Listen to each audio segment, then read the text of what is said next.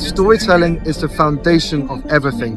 Even if you run a business, Yeah. it's all about story. Yeah. The best product or service doesn't matter. It's the business that has the best story that wins. Right. Left a corporate career of nearly 10 years. We are emotional creatures, Yeah. which means we do not buy on logic, we buy on emotion. Welcome to another episode of Every Story Matters. Today we have got Simon, who's a life coach and who's the author of the book Energized, Energized. and he's inspiring so many people. So, as I told you, Simon, the theme of our podcast is Every Story Matters. What is your story? My story is I left a corporate career of nearly 10 years to chase my dreams, Yeah. to travel down the longest journey that we as humans make, Wow. the inches from our heads to our heart. Never an easy journey, but the most fulfilling that you will ever embark on. And that led me to do the work that I now get to do today, with this coaching, speaking, writing books, creating content on channels like YouTube and Instagram, and hoping to empower people to live a better story. That's amazing, man. So, on the journey of helping people, writing these books and doing everything, how much do you think storytelling is important? Storytelling is the foundation of everything. Even if you run a business, Yeah. it's all about story. The Yeah. best product or service doesn't matter. It's the business that has the best story that wins. Right. We are emotional creatures, Yes. which means we do not buy on logic, we buy on emotion. Right. And when you can create an emotional connection with your audience, with your customers, with your viewers, Yeah. that's how you're able to move them towards action. Right. Throughout your journey, I'm sure you've had a lot of success, but at the same time, some failures along the way. When you were hitting the rock bottom and you were about to give up, what was going on in your mind?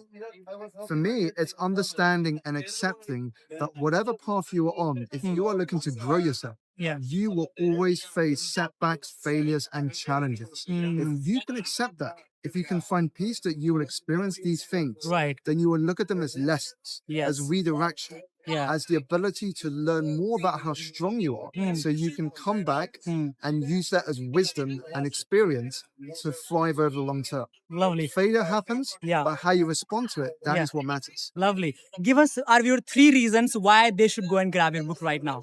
3 reasons. Number one, by the end of this book, you will look at productivity in a completely new way. Yeah. Because energy management, not time management, is the key to productivity. Right. Number two, if you want to change your life, it begins with changing your environment. What you read, what you listen to, and what you watch, and who you spend time with influences the decisions you make. So use this book to begin changing your environment. And number three, the quality of the inputs influences the quality of your outputs. Right. So as you consume this, you will not only learn about my thought processes and the mechanics that have helped me get to where I am today, but you will also learn from the other stories that I share within this and practical tools to begin putting into action immediately. Amazing. What's the best piece of advice you've ever received?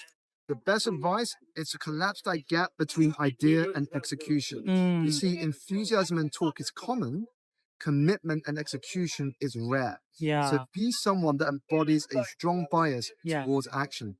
What's the worst piece of advice you've ever received? Worst piece of advice I received would probably be chase your passion. Because most of us don't know what we're passionate about. Nobody wakes up one morning knowing what their purpose in life is. Yeah. What you have to do is, instead of focusing on chasing your passion, start with what are you curious about. Start with curiosity. Yeah. And that will open your world Yeah. to things that perhaps you never thought you would explore before. Yeah. Last question. If you go back to time and if you made the 21-year-old Simon, what one advice would you give him?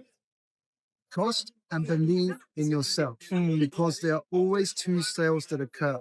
The second is selling you to others. The first is selling you to you. Learn to sell you to you first, and the second will always become easier. So value your own opinion over the opinions of other people. Well, how was the podcast and what would you like to tell to our viewer right now? Amazing. Final thing I would share with you right now is, if you take action today, Yeah. if you're consistent in showing up, Yeah. in a year from now, you're going to look back and be embarrassed by where you were today. And that is a good thing. Yes. If you're not embarrassed by who you were a year ago, you are not growing enough. I love it. Simon, thank you so much, brother. I will share the link of this book in the down below description. And thank you much, man. Thank you very much. Thank you so much. Thank you.